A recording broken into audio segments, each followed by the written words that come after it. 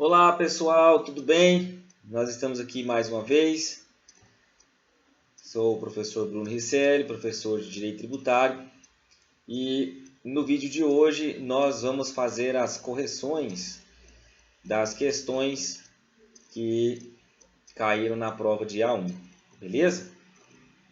Espero que todos tenham saído super bem, tá? Com base na revisão, com base nas aulas que eu gravei e nas aulas que nós tivemos presencialmente. Acredito no potencial de vocês, tá certo? E a forma mais correta de se corrigir as questões é verificar uma a uma e também as suas assertivas, tá? Analisar as corretas e também as afirmativas erradas, beleza? Bom, eu vou começar aqui pela questão conforme eu dispus dentro da plataforma AVA, tá? Então, para mim aqui a questão começa com a questão 1, onde existem 4 afirmativas, tá ok? Vamos nessa? Então, fala o seguinte: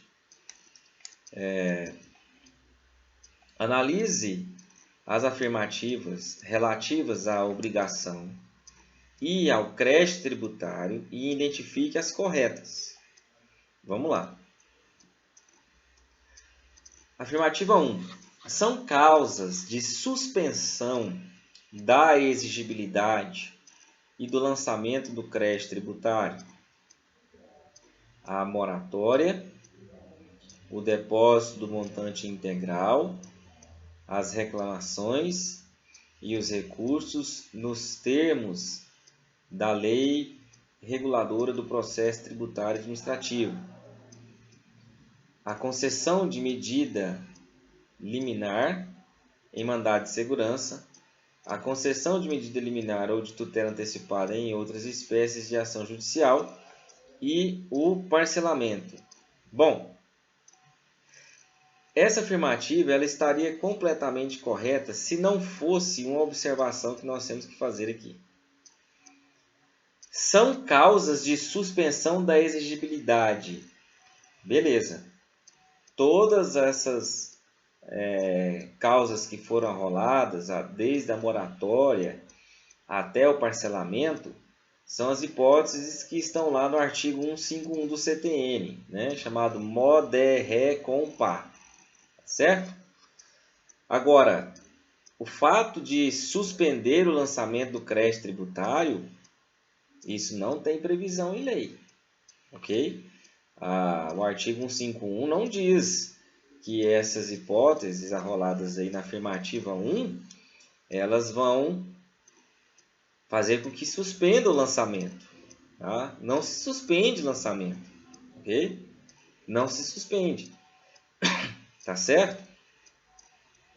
O lançamento ele vai ser efetuado, tá? Até mesmo para poder não haver a decadência do crédito tributário. Isso é pacífico dessa decisão, esse entendimento dos tribunais superiores, tá?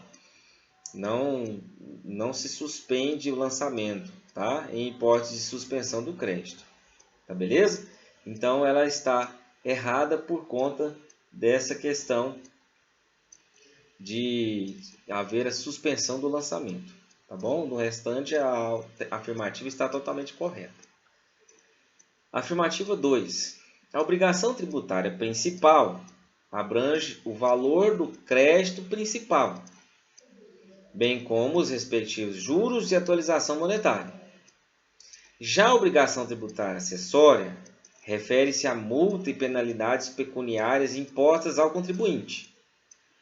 A obrigação acessória, pelo simples fato da sua inobservância, converte-se em obrigação principal relativamente à penalidade.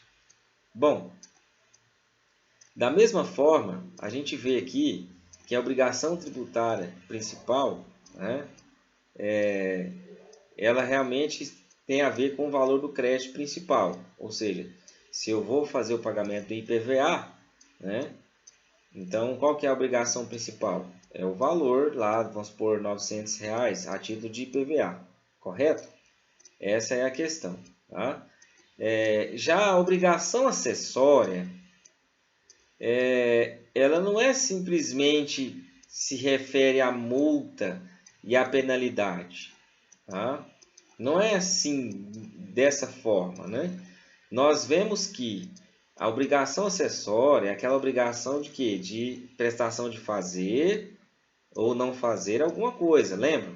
Então, a emissão de notas fiscais é uma obrigação de fazer e é uma obrigação acessória. A obrigação de não rasurar os livros ou fazer a escrituração de forma correta dos livros também é uma obrigação acessória, ok? Então, o único detalhe que tem aí que faz com que essa afirmativa ela se torne errada é essa questão de afirmação de que a obrigação tributária acessória refere-se a multa e penalidades pecuniárias. Não, pô. Não é assim. A multa ela é decorrente daquilo que não é observado. Tá? A multa é uma sanção. Beleza? Então, dentro desse ponto está errado. Isso é o que está lá no artigo 113 do CTN. Né? A gente vai verificar que essa obrigação principal é o pagamento do tributo, sem contraprestação, em caso de imposto, e a obrigação acessória é aquela de fazer ou não fazer alguma coisa. Tá certo? Beleza? Bom, nós temos aí a afirmativa 3. O pagamento é um exemplo de forma de extinção do crédito. Caso o contribuinte faça o pagamento a maior, terá direito à restituição do montante indevido, independentemente de ter feito o pagamento voluntário ou de ter calculado de forma equivocada o montante pago. Bom, nós temos duas considerações a fazer aqui. É verdade que o pagamento extingue a obrigação. Se você chega o carnê do IPTU para você, se você tem o dinheiro para poder fazer o pagamento, vai extinguir a obrigação, ali for resolvido. Tá? E existe a questão também, se caso você faça um pagamento a mais do que o valor que é devido, não é igual no direito civil, né, que tem aquela temática de quem paga mal paga duas vezes. No direito tributário não é assim. Então, se você fez o pagamento, né, a maior, mesmo que seja voluntário, tá? Olha, você viu lá, estava errada a somatória. Você fez a somatória errada, né? Então você paga mais. Já vi casos de pessoa pagar o IPVA, o mesmo IPVA duas vezes, né? Ela tem direito à restituição sim, tá? Restituição ou compensação dependendo daquilo que a lei dispuser, ok? Então essa afirmativa é correta. Afirmativa 4.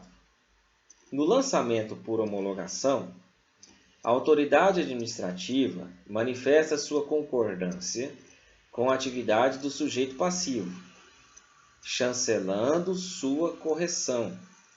Nessa modalidade de lançamento, a homologação pode ser expressa ou tácita.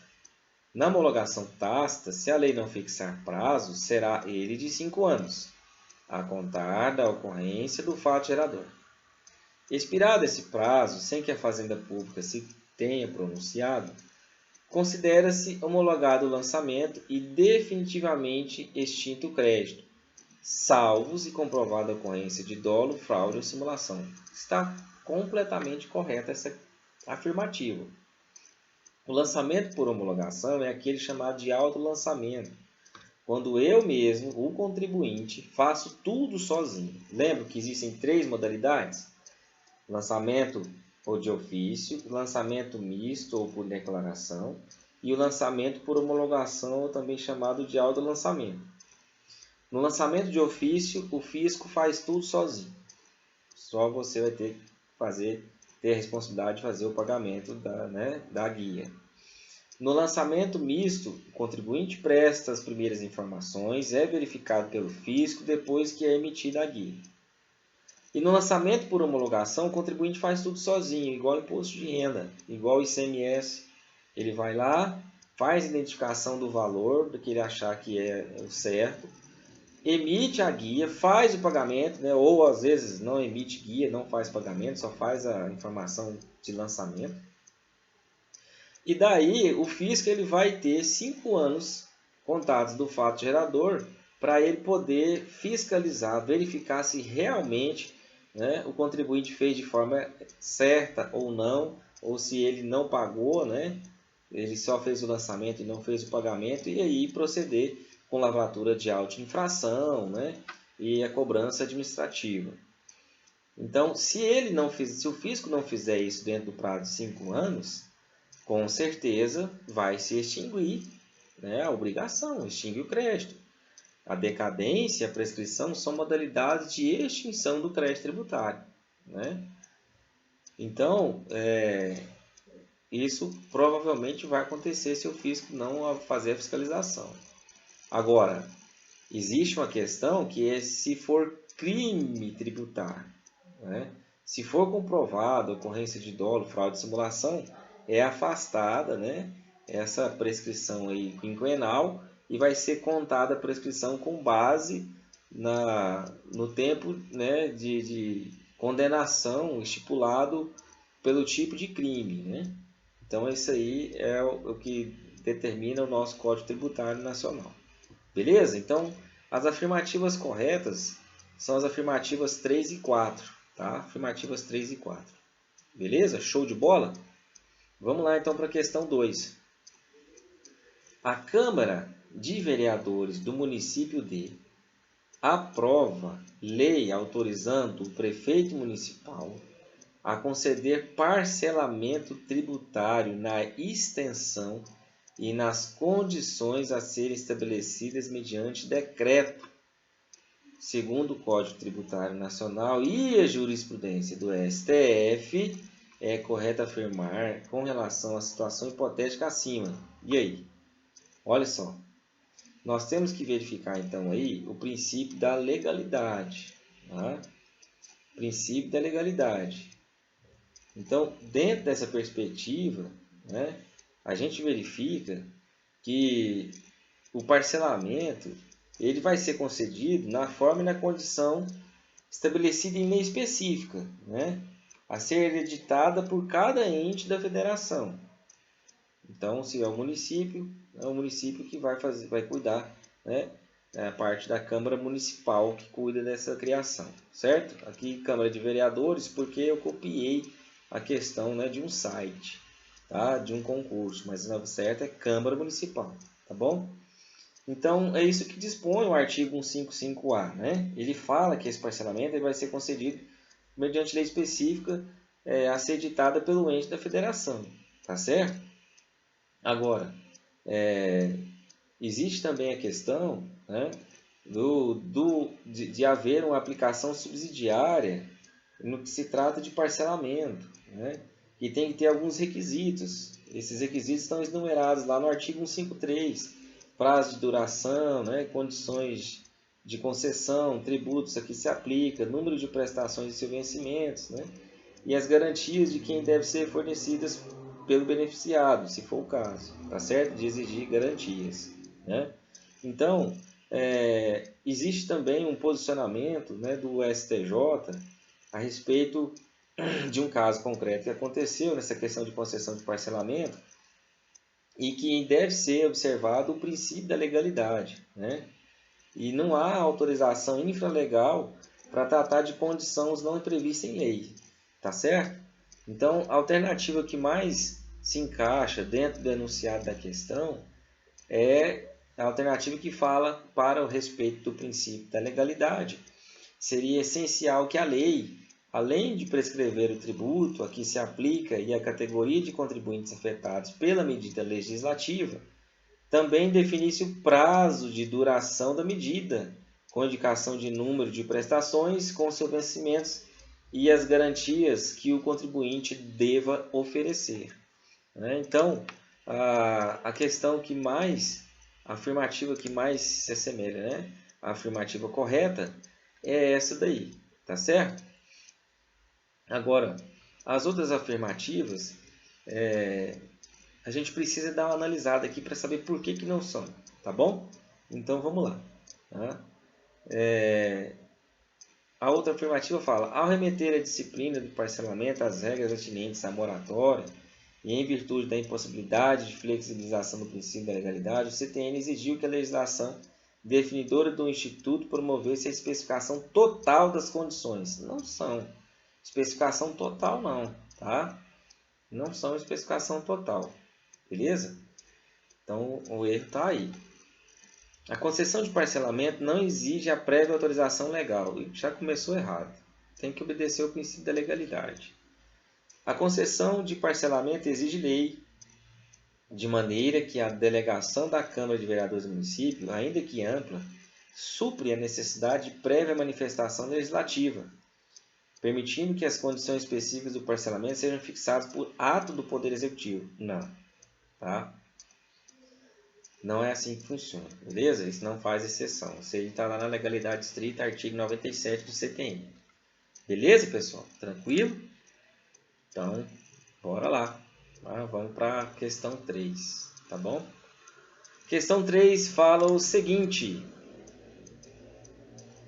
em relação às definições legais sobre a obrigação tributária, principal ou acessória, analise as assertivas abaixo e assinale V para verdadeira e F para falsa. Tá?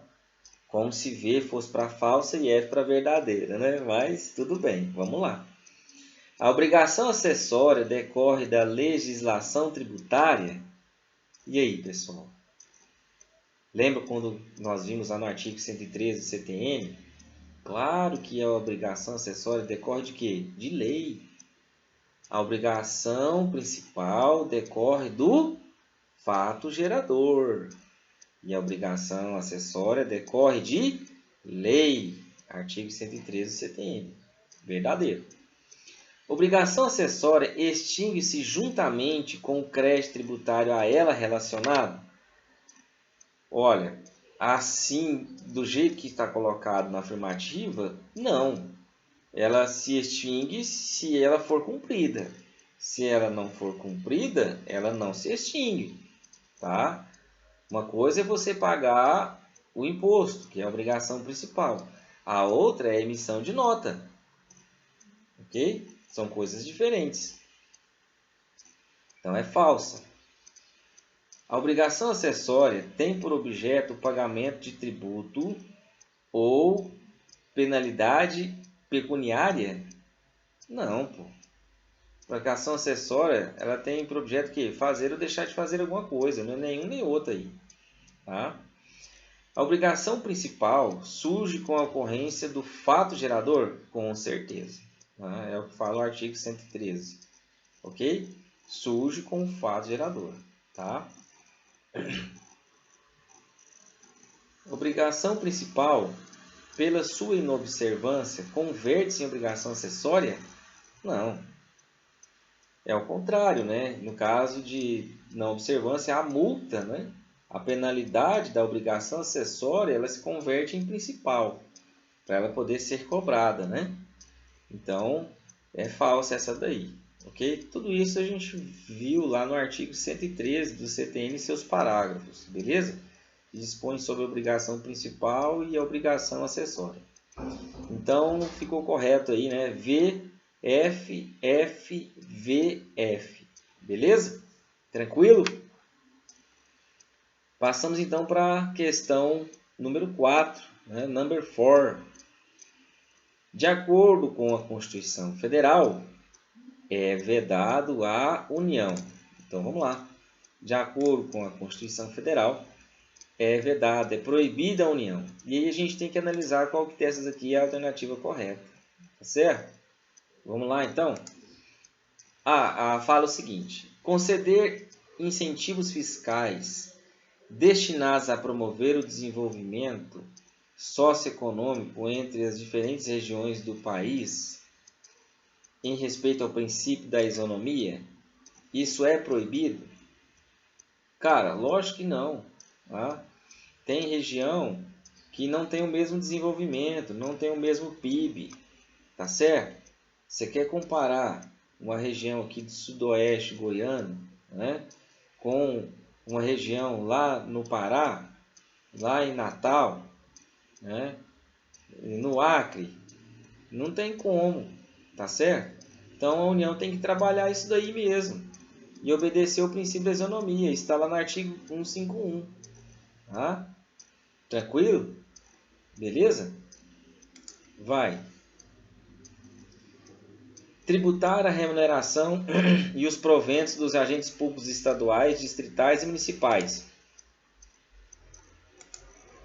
em níveis inferiores aos que fixar para seus agentes em respeito ao princípio da isonomia. Velho, isso daí também está lá no artigo 151. Né? A União não pode tributar a renda das obrigações do Estado, Distrito Federal e município, nem as suas remunerações e proventos dos agentes. Né? Então, é vedado a União fazer isso, tá certo? Vamos lá. A outra questão, a outra afirmativa. É vedado estabelecer diferença tributária entre bens e serviços de qualquer natureza em razão de sua procedência e destino? Poxa, nós vimos isso daí, né, no artigo 152, né? Fala sobre essa questão da onde que vai, da onde que vem, tá certo? Claro que não pode verificar e simplesmente falar, tá indo para São Paulo, tá vindo do Rio Grande do Sul, não, então vamos tributar mais. Nós vimos isso aí em sala, né? Lógico que não, certo? Afirmativa D. Instituir isenções de tributos de competência dos estados, do Distrito Federal ou dos municípios. Então, também é vedado, né? Instituir isenções de tributos de competência dos estados, Distrito Federal e municípios. Se o município quer dar uma isenção para um ente federativo, para uma classe, por exemplo, da terceira idade, não tem que o Estado interferir, não tem que a União interferir, tá certo? E simplesmente ele vai, né, fazer isso e a União não tem que interferir nesse sentido, tá ok? Então, pessoal, analisando essa questão aqui, né, eu verifico, tá, que essa questão 4, eu vou ter que anular essa questão, tá? Quem por acaso aí, né, errou essa questão, me procura para eu poder fazer a alteração, beleza? Na verdade, eu vou dar uma olhada aqui no sistema, eu consigo ver quem errou, quem acertou essa questão, tá? Mas dentro dessa perspectiva aí, né, a gente verifica que a afirmativa B, C e D, elas estão totalmente corretas. A afirmativa A, né, também está correta, mas ela foge um pouco da questão do que cobra o enunciado. Então, foi mal colocada essa questão aí, tá? Questão 4, beleza? E daí eu vou fazer, né, a anulação dela, tá? Bom, questão 5, vamos lá. A respeito dos princípios tributários, assinale a opção correta. Tá? A respeito dos princípios tributários, assinale a opção correta. Então vamos lá. De acordo com o princípio da legalidade tributária, em sua vertente reserva legal, o imposto sobre grandes fortunas, o empréstimo compulsório e os impostos e contribuições residuais devem ser instituídos por lei complementar. Cara, pior que tá certo isso daí, tá?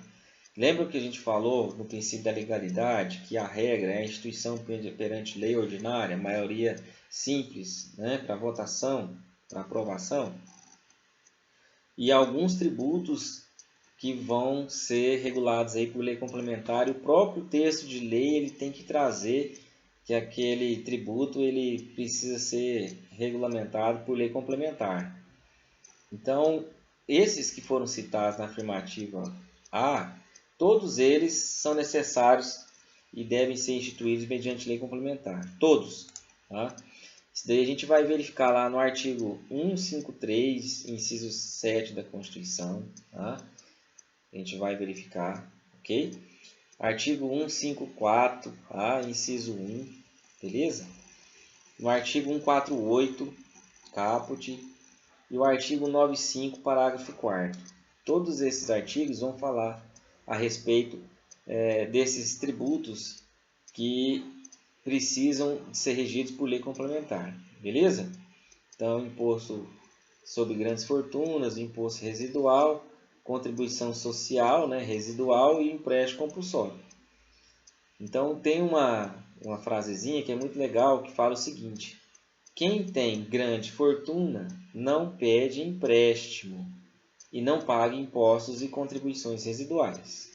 Quem tem grande fortuna não pede empréstimo e não paga impostos e contribuições residuais. Daí você saca os 4 tributos que são necessários aí para serem regidos mediante lei complementar. Beleza? Vamos ver a outra afirmativa. Em atenção ao princípio da progressividade tributária, é constitucional lei que estabelece alíquotas progressivas para o imposto sobre transmissão de bens imóveis com base no valor venal do imóvel? Olha, essa questão do princípio da progressividade, tá? Ele é bem delicado, né, em relação à questão de fazer aumento de alíquotas, tá certo? Essas alíquotas, simplesmente elas não podem ser aumentadas por lei, elas podem ser aumentadas por outro tipo de legislação, tá? Então, o incorreto está aí, beleza? Conforme o princípio da retroatividade em bona parte, por meio de ato infralegal é possível reduzir tributo ou penalidade? Não, não é, tá? Não é. Isso só é mediante lei, ok?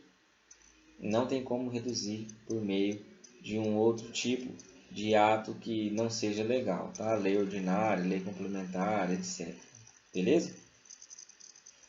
D. A instituição de imposto que incidirá sobre o transporte interestadual viola o princípio da liberdade de tráfego? Não, não viola. Tá? A gente verifica aí que a questão do tráfego, né, é um princípio constitucional que veda essa possibilidade aí de fazer a limitação, né? Então, se eu estou carregando, né, pertences pessoais, se eu estou indo no meu carro, eu tenho direito de ir e vir, tá certo? Agora, quando é uma situação do pedágio, aí é uma outra coisa, né? O pedágio é tarifa. E aqui, em relação ao imposto, né, é que é necessário, pô.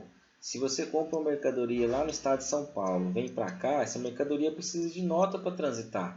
Se a mercadoria ela não tem nota, e provavelmente, né, um policial, né, um agente fiscal, ele faz ali uma abordagem, é necessário que você tenha esse documento. Se você não tem, o que o fiscal vai fazer? Ele vai lavrar o auto de infração, né? Isso é ilegal. Você não pode simplesmente transitar sem você recolher os impostos devidos quando se trata de objetos de negociação, quando se trata de produtos mercantis, tá ok? Beleza? Então daí a gente responde, né, a nossa questão, tá? Para que fique bem certa a nossa resposta aí. Então a resposta correta, né, de acordo com o princípio da legalidade tributária, em sua vertente reserva legal, isso aqui foi só para encher linguiça, o imposto sobre grandes fortunas, IGF, os empréstimos compulsórios e os impostos e contribuições residuais devem ser instituídos por lei complementar. Questão número 6. A Constituição Federal consagra o princípio da anterioridade anual, ou seja, a proibição de administração fiscal cobrar tributos no mesmo exercício financeiro em que haja sido publicada a lei que os instituiu ou aumentou. E consagra também o princípio da anterioridade nonagesimal ou noventena, que veda a cobrança de tributos antes de decorridos 90 dias da data em que haja sido publicada a lei que os instituiu ou aumentou.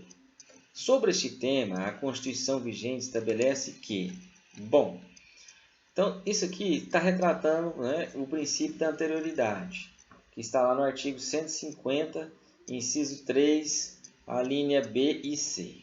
Beleza? Da Constituição.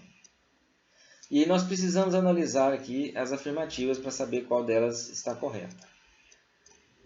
A anterioridade nonagesimal prevista na Constituição Federal aplica-se à fixação de base de cálculo do Imposto sobre a Propriedade de Veículos Automotores e do Imposto sobre a Propriedade Predial e Territorial Urbana. E aí, pessoal? Aplica-se? Lembra daquela musiquinha que nós estudamos? Nós estudamos várias musiquinhas, né? Mas aquela que fala sobre... A primeira delas que nós estudamos era sobre... a exceção à regra do princípio da legalidade, quais os tributos que podem ter suas alíquotas aumentadas ou diminuídas pelo decreto, né, presidencial ou portaria do ministro da Economia. Essa musiquinha está fora do âmbito da questão. A outra foi em relação a essa questão sobre aqueles que obedecem à regra geral, né, e aqueles que não obedecem ao da anterioridade, outros que não obedecem ao da noventena ou nonagesimal, beleza? Então nós temos, né, aqui que fala sobre importação e exportação, IPI, IOF, PT, lembra daquela musiquinha? Vamos lá. Então nós temos aqueles que fazem exceção a essa legalidade, né? Os que fazem exceção à legalidade, nós temos que verificar lá no parágrafo 1º do artigo 150 da Constituição, ok? Para poder responder essa questão, não só a afirmativa, mas a questão mesmo. E daí nós vemos, né, que faz exceção à noventena, quais? Aqueles, o IPTU, né, a alíquota do IPTU e do IPVA, né? Então eles fazem exceção à noventena, tá certo? É isso que está disposto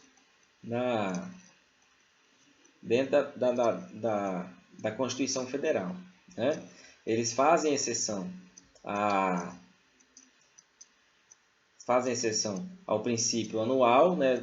A anterioridade anual, mas não fazem exceção ao princípio dos 90 dias.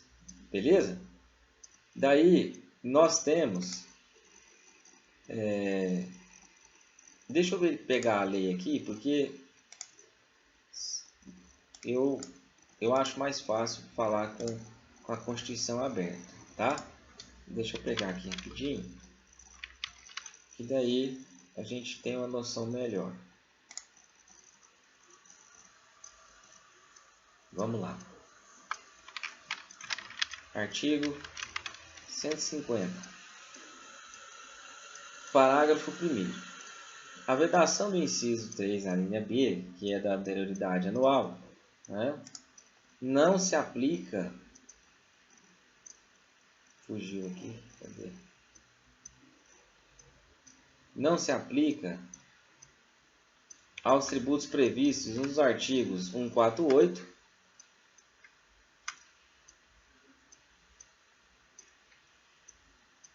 eu estou usando duas telas, por isso que eu estou me perdendo um pouquinho aqui, mas já achei. 148, inciso 1, 53, inciso 1, 2 e 4, 5 e 154, inciso 2. E a vedação do inciso 3, a linha C, que é a anterioridade nonagesimal, ela não se aplica ao 148, inciso 1, 153, 1, 2 e 3 e 5 e 154, 2, nem a fixação da base de cálculo dos impostos previstos nos artigos 155, inciso 3 e 156, inciso 1. Essa questão aqui, ó, que vem a exceção, falando sobre o princípio da anterioridade nonagesimal, quanto à fixação de base de cálculo dos impostos previstos nos artigos 155 e 156, inciso 1, é referente, né, à base de cálculo do IPTU e à base de cálculo do IPVA. Beleza? Então, em se tratando, tá, do que nós estamos falando aqui, tem tudo a ver com o que nós vimos da questão, certo? Então, a anterioridade nonagesimal aplica-se a fixação de base de cálculo do imposto sobre a propriedade de veículos automotores e o imposto sobre a propriedade predial territorial urbana sobre a base de cálculo? Não.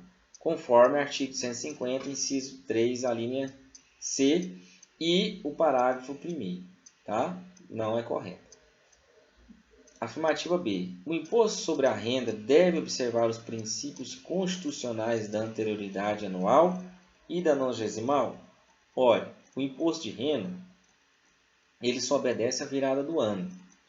Ele só obedece o princípio da anterioridade anual.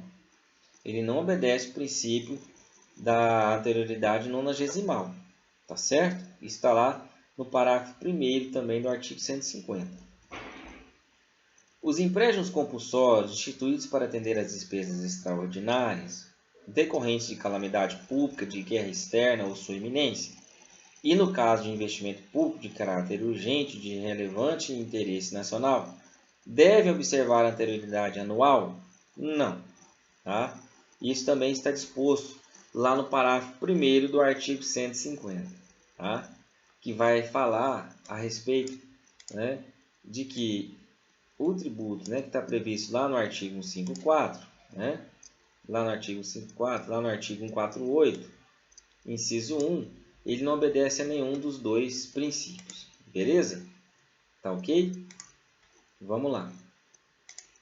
Próxima questão aí.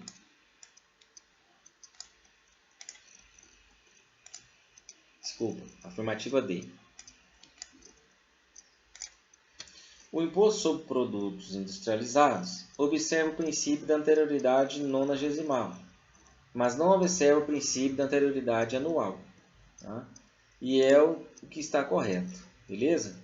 De acordo com o disposto no artigo 150, parágrafo 1º. Tá? Existem algumas regrinhas aqui para a gente poder analisar. Por exemplo, os macetinhos, né? Por exemplo, a exceção à nonagesimal, ou noventena. Velhinho de 90 anos não tem casa, por isso não paga IPTU. Carro, não paga, né, não tem carro, por isso não paga IPVA. Nem dinheiro de imposto de renda. Né? A exceção à anterioridade anual não tem dinheiro porque não contribuiu, COFINS, né, anteriormente para a Seguridade, e não tem mais carro porque não tem dinheiro para pagar o combustível, ICMS combustível e CID combustível. O resto, meu pai, é tudo igual, para tanto a anterioridade como para a noventena, beleza? E as exceções aos dois é o imposto de importação, exportação, IOF, IEG e empréstimos compulsórios, beleza? Tranquilo aí? Vamos nessa então.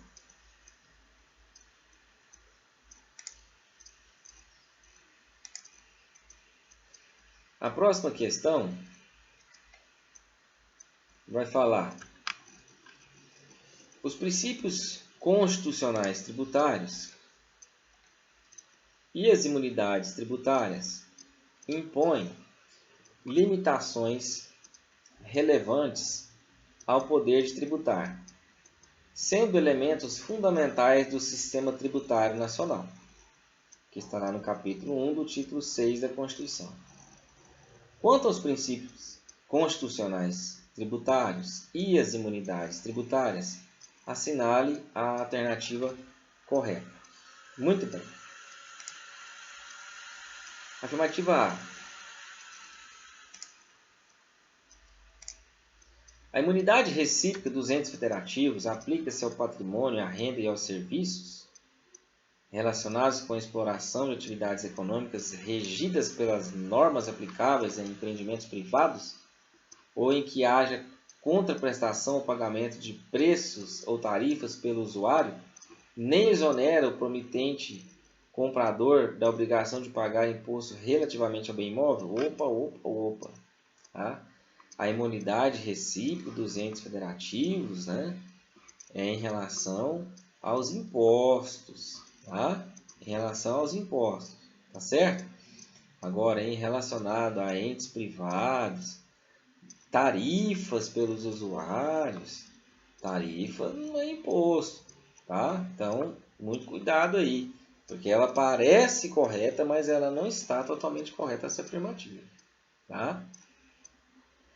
O princípio da legalidade tributária veda que a União, Estados, Distrito Federal e municípios exijam ou aumente tributos em lei que os estabeleça, devendo ser utilizada em regra lei complementar para instituir tributos? Claro que não, tá um pouco truncada essa afirmativa aí, né? Então, é necessário que exista a lei, e aí foi suprimido sem ali, né? Sem lei que estabeleça, e a regra é a lei ordinária, ok? C.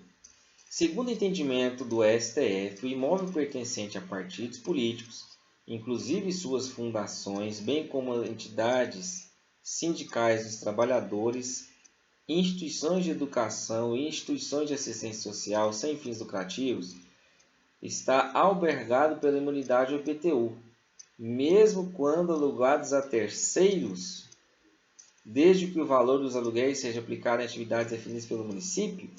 Olha, cuidado, hein? Primeira coisa que a gente tem que analisar, tá? é a questão das imunidades, né? Que está lá no artigo 150, ok? Então, vamos lá no artigo 150 da Constituição. Vamos lá.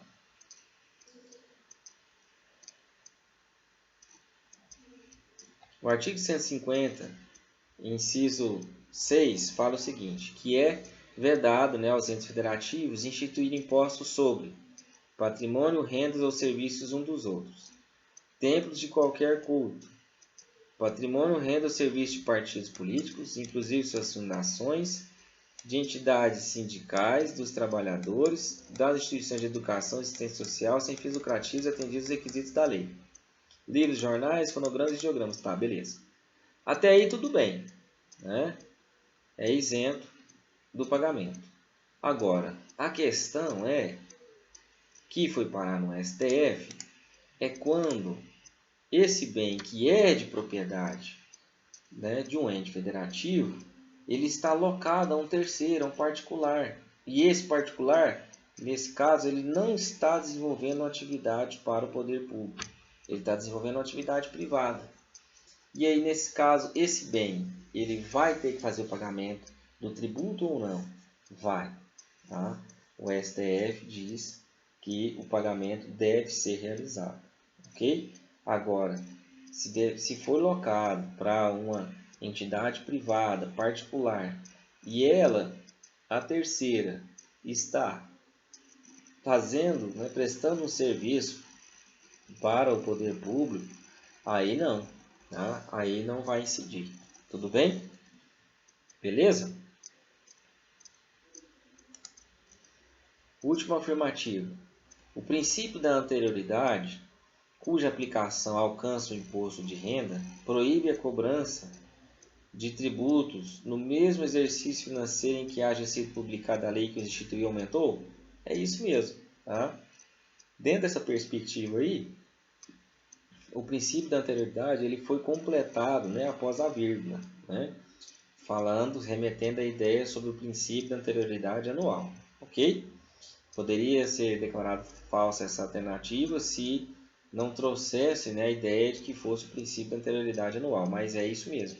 Artigo 150, inciso 3, a linha B. Tá? Essa é a afirmativa correta. Beleza?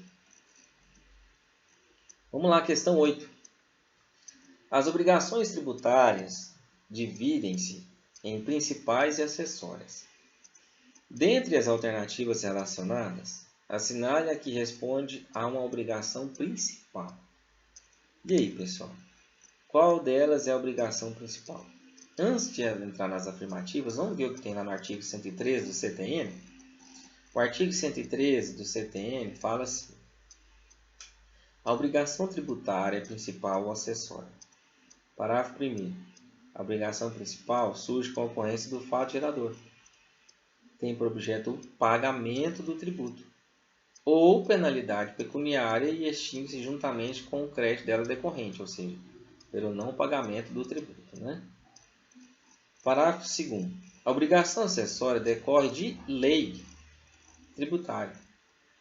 e tem por objeto as prestações positivas ou negativas, fazer ou não fazer, nelas previstas no interesse da arrecadação da fiscalização. Parágrafo 3º. A obrigação acessória, pelo simples fato da sua inobservância, converte-se em principal relativamente à penalidade pecuniária. Tá certo? Não fez, não emitiu a nota, não rasurou o livro fiscal. Então, aí nesse caso, converte, existe a penalidade que vai ser convertida em obrigação principal. Então, vamos lá nas alternativas. Cálculo do saldo de ICMS é a obrigação principal? Fazer o cálculo, efetuar o cálculo? Não. Se fosse o pagamento do ICMS, sim. Pagamento de IPTU é obrigação principal? É obrigação principal. Emissão da nota fiscal de venda de mercadoria e serviço é obrigação principal? É obrigação acessória. Escrituração dos deveres fiscais é obrigação principal? É obrigação acessória. Então, o pagamento do IPTU é a afirmativa correta para responder essa questão. Beleza? Vamos lá, questão 9. A gente está quase acabando, tá? Dá uma espreguiçada aí. Respira fundo. Beleza? E nós já estamos terminando. O conceito de tributo pode ser encontrado no artigo 3º do Código Tributário Nacional, ao exprimir que tributo é toda prestação pecuniária compulsória, em moeda ou cujo valor nela se possa exprimir, que não constitua sanção de ato ilícito, instituída em lei e cobrada mediante atividade administrativa plenamente vinculada. Ao condicionar a existência do tributo e a sua instituição em lei, tal definição encontra-se amparada por qual dos princípios constitucionais? Bom, o artigo 3º, ela vem definir o que é tributo. E quando define o que é tributo, traz também as suas características. E as suas características, elas são bem delimitadas. Tá? E uma que não tem como faltar é a que é regida pelo princípio da legalidade. Né? Olha, se eu vou ter um tributo aqui, como que eu tenho esse tributo? De que forma? Ah, professor, esse tributo aqui, ele foi lançado. Foi efetuado o lançamento, para que ele pudesse existir. Beleza? Beleza. Esse lançamento é uma obrigação de quem? Do sujeito ativo, fisco. Ótimo. Está dentro de obrigação tributária. Essa obrigação, ela nasceu do quê? Ah, professor, ela nasceu em decorrência do fato gerador, porque se não houvesse o fato gerador, não existia nada disso. Ótimo, excelente. Mas o fato gerador, ele está previsto onde? Quem traz a definição do fato gerador? De todo tributo? A lei. A hipótese de incidência. Lembra daquele esqueminha? Então, a hipótese de incidência, que é a lei, é ela que vai testificar, que esse tributo aqui ele possa existir no mundo jurídico tributário. Ok? Se não fosse a lei, nada disso daqui aconteceria. Tá? Então, o princípio correto é o princípio da legalidade. Ok? O princípio da retroatividade vai falar sobre que a lei não retroage, salvo se for beneficiar o contribuinte. Isonomia é o tratamento dos iguais de forma igual e os desiguais de forma desigual. E anterioridade fala sobre a vigência, anual e nonagesimal. Nada a ver com o enunciado que fala sobre o artigo 3º do CTN. Tá certo? Vamos lá. Última questão. Uma empresa realizou operações mercantis durante o ano de 2015, quando a alíquota, primeira observação, incidente sobre as referidas operações era de 15%. E a multa, segunda observação, pelo não recolhimento do imposto de 50%. Aí, para o exercício de 2016, a alíquota do tributo passou a ser de 10%, houve uma redução. E a multa pelo não recolhimento de 35%, houve também uma redução na multa. A empresa não recolheu os tributos referentes a 2015 e 2016. Beleza. No exercício de 2019, a alíquota do imposto passou a ser de 20% e a da multa se manteve em 35%. Com referência a essa situação, sabendo que o processo para apuração de irregularidades encontra-se na esfera administrativa de cobrança, o contribuinte deverá recolher o imposto. Então, olha só, nós temos aqui, ó, 2015, a alíquota de 15%, multa de 50%. Em 2016, alíquota de 10% e multa de 35%. Houve uma redução na alíquota e na multa. Em 2019, uma alíquota de 20% e uma multa de 35%. Manteve a multa, mas houve um aumento da alíquota, certo? Daí pede para você escolher uma das afirmativas. Vamos lá. Sobre as alíquotas de 15% e 10% para os exercícios de 2015 e 2016, respectivamente, haja vista a regra tempus regi actum e pagar a multa no percentual de 35% por ser ela a mais favorável. E aí, pessoal? É isso mesmo? Pior que é, tá? Essa é a questão correta, beleza? Essa é a afirmativa correta, que vai falar que o artigo 106 fala isso, né, da aplicação retroativa. Lembra que nós estudamos isso? Quando a lei nova vier a dispor sobre a multa um valor mais benéfico do que do tempo da época do fato gerador, essa lei vai retroagir para beneficiar o contribuinte. Mas em relação à alíquota, nada disso. Em relação à alíquota, o que vai acontecer? Permanece a da época do fato, ok? A alíquota permanece à época do fato, ela não é alterada, tá? Porque é com base no fato gerador. Então, agora, o descumprimento da obrigação, onde trouxe uma penalidade, essa penalidade pode ser objeto de redução, sim, tá? E pode retroagir para poder ser aplicada a um fato pretérito. Beleza? Então, por isso que essa aqui é a alternativa correta, tá? Vamos ver as outras. Sobre a alíquota de 10% e pagar a multa no percentual de 35% por serem a mais favoráveis? Não. Eu falei, a alíquota ela obedece à época do fato gerador, tá? Sobre a alíquota de 10% de 2015 e 2016, porque incide a alíquota mais favorável? Não. E pagar a multa de 50%, porque vale a regra vigente, a regra do inadimplemento? Totalmente contrário, né? D. Sobre as alíquotas de 15 e 10, para exercício de 15 e 16, haja vista a regra do tempo regi acto, beleza, a regra do fato. E pagar a multa de 50 porque a infração se deu no exercício 15 e 16? Não. Não, porque daí não haveria aplicação da exceção ao princípio da irretroatividade. Tá certo? Então, por isso que essa não é a correta, tá? Então, a afirmativa A é a afirmativa correta. Beleza, pessoal? Bom, com isso eu espero ter ajudado vocês, né, a sanarem as questões que vocês fizeram na prova, com base naquilo que a gente viu dentro do nosso calendário acadêmico, tá? E qualquer dúvida eu estou à disposição. Vocês têm o meu e-mail, vocês têm o meu WhatsApp, tem um canal de comunicação também no AVA, tá ok? E a gente aguarda vocês para a nossa próxima aula. Valeu? Até o nosso próximo vídeo. Até mais.